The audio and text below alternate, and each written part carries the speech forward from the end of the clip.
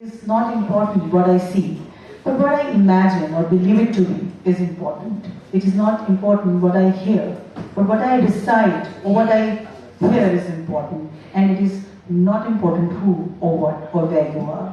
What is important is how you make us feel. कहते हैं फिजाए अर्श पे उड़ना तो कोई बात नहीं, किसी के दिल में उतरना कमाल है प्यारे। तो आज अगर ये किताब आपके दिल में उतरती है और आज ये जो संवाद है आपके दिल में उतरता है, तो हम समझेंगे ये कार्यक्रम जो है ये सार्थक हुआ। बुलाना चाहूंगी श्री सुभाष चंद्र कनखिरिया जी।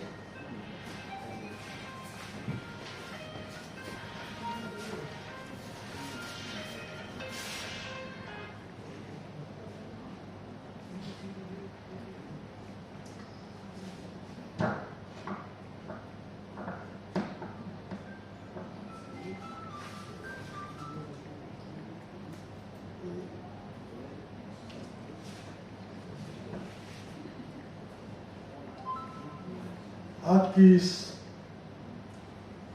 पुस्तक के विमोचन कहें यहाँ पर हम उपस्थित हुए। मंच पर उपस्थित श्री नारायण जी और हमारे प्रिय श्री मनोज जी और मंच की दूसरी ओर भी बैठे। मैं मान के क्या चलता हूं कि जो लोग यहाँ बैठे हैं वे प्रबुद्ध लोग हैं और वही लोग हैं जो इस विषय से अपने आप को जोड़ते हैं।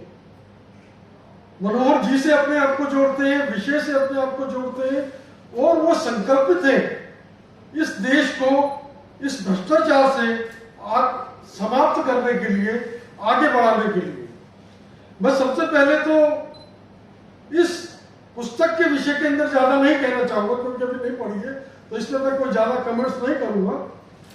लेकिन इस पुस्तक को लिखने का जो साहस भाई मनोज जी ने किया है, मैं उनको साधुवाद देना चाहूंगा, धन्यवाद देना चाहूंगा कि उन्होंने ऐसे विषय को चुना है जो अपने आप में ही अंग्रेजी में बहुत ही कंट्रोवर्शियल होता है, शुरुआत करते ही कंट्रोवर्शियल हो जाता है।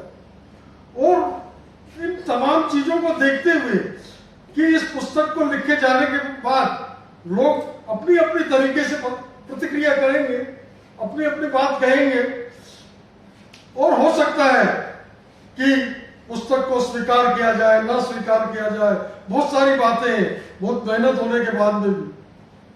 क्योंकि यहाँ हमारे इस देश के अंदर हम प्रबुद्ध लोग बहुत सभी हैं और अगर लिखने को दे दे तो एक पन्ना नहीं लिखा जाएगा, थोड़ा मुश्किल काम है।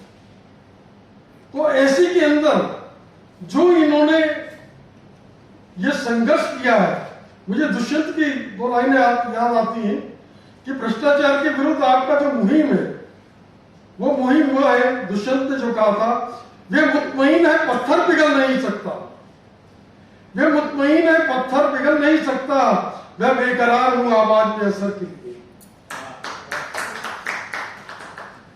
दुष्यंत जी का ये शेर इनके ऊपर बिल्कुल लागू होता है। और इसी समय पे मैं चाहूंगा कि साहित्य की बात की गई, सियासत की बात की गई, तो मैं मेरे प्रिय लेखक मुंशी प्रेमचंद उनको मैं याद करता हूं और उन्होंने जो उस समय कहा था उसको दोहराना चाहूंगा। प्रबुद्ध लोग हैं कि साहित्य सियासत के आगे जलने वाली मशाल है। साहित्य वो मशाल है जो दिशा निर्देश देती है। आज हम साहित्य का मतलब और साहित्य को समझना जो है वो शायद हम थोड़ा थोड़ा कम होता जा रहा है इस भौतिकवादी युग के अंदर। परंतु यदि लोग को जगाना है, बतलाना है, तो इस जैसी किताब का लिखा जाना बहुत ज्यादा जरूरी है। मैं इनको बहुत बहुत धन्यवाद देता हूं कि उन्होंने ये कार्य किया है। दिल्ली पब्लिक लाइब्रेरी की ओर से हम हमेशा इस प्रकार की जो पुस्तकें लिखी जाती हैं, हम उनका सहयोग करते रहे हैं, सहयोग करते रहेंगे। और मैं ये चाहूंगा कि थोड़े दिनों पहले जैसे हमने अभी थोड़े दिनों पहले ओलाइसिस एक नावल है जोइसिस का, आइलैंड के लेखक हैं, उसके ऊपर भी हमने विचार गोष्ठी की थी, हमारे साथ आए थे। तो उस पुस्तक के बारे में जब मैंने जानकारी ली, तो जिस समय उस पुस्तक को छापा गया 100 साल पहले, तो एक बहुत बड़ी कंट्रोवर्सी हुई उस पुस्तक को लेकर, और पूरे विश्व के अंदर ये प्रतिक्रिया कर गई कि ये इसकी भाषा सही नहीं है, इसकी शैली सही नहीं है, इसका ये सही नहीं है, इसका शब्द विन्यास सही नहीं है, इसका ये नहीं है।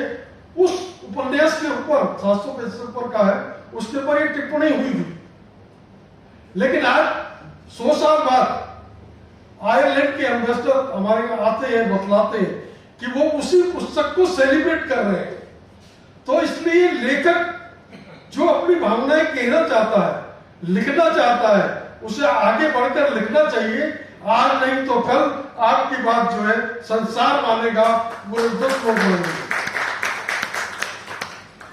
मैं क्षमा चाहूंगा, अभी एक बहुत इंपॉर्टेंट फोन आ गया था, एक कार्यक्रम कर रहे हैं हम नेताजी के ऊपर, उसके बारे में आप सभी को भी बतलाएंगे कि 5 जुलाई को कार्यक्रम करने का हमारा विचार है। नेताजी ने दिल्ली चलो का आह्वान 5 जुलाई को किया था, आप सभी लोग बहुत अच्छी तरह से जानते हैं। हम उस याद को ताजा करना चाहेंगे, क्योंकि हम लोग जब तक अपने देशभक्त और वो लोग जिनको हमने उनको सही तरीके से पढ़ा नहीं, लिखा नहीं, प्रचार नहीं किया, प्रसार नहीं किया, और उनको नेपथ्य के अंदर पिछले 70 साल के अंदर बहुत से लोगों ने अपने अपनी वजह से डाल दिया होगा। मैं उनका कुछ कहना नहीं चाहता, बहुत भले लोग हैं। लेकिन आज मैं ये मान के चलता हूं कि आज जो जनमानस है वो उन लोगों को जो स्वतंत्रता सेनानी थे, स्वतंत्रता के लिए सही काम किया, और इस देश को आज हम अगर यहाँ आजादी के अंदर ले रहे हैं तो नेताजी सुभाष चंद्र बोस की वजह से और उन स्वतंत्रता सेनानियों की वजह से ले रहे हैं। उनका मान सम्मान करना बहुत ज्यादा आवश्यक है।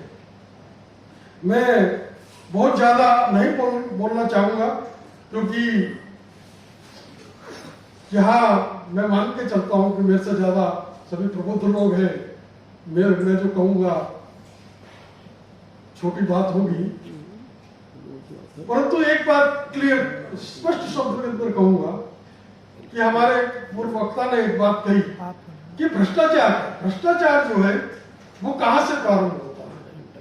भ्रष्टाचार जो है वो मैं मानता हूं आप अपने आप को टटोलिए, हम अपने आप को देखें कि भ्रष्टाचार कहां से प्रारंभ हो रहा है।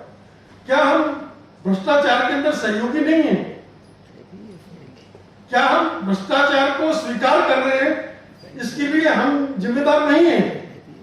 सिर्फ हम केवल राजनीतिज्ञों को या सरकार के अंदर बैठे हैं उन लोगों को गाली देके अपना काम चला रहे तो बड़ा मुश्किल होगा।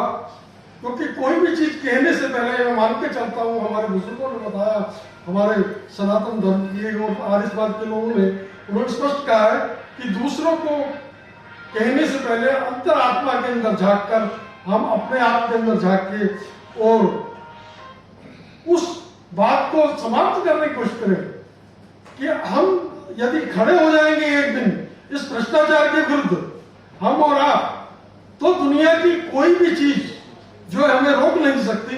इन्हीं शब्दों के साथ जय हिंद।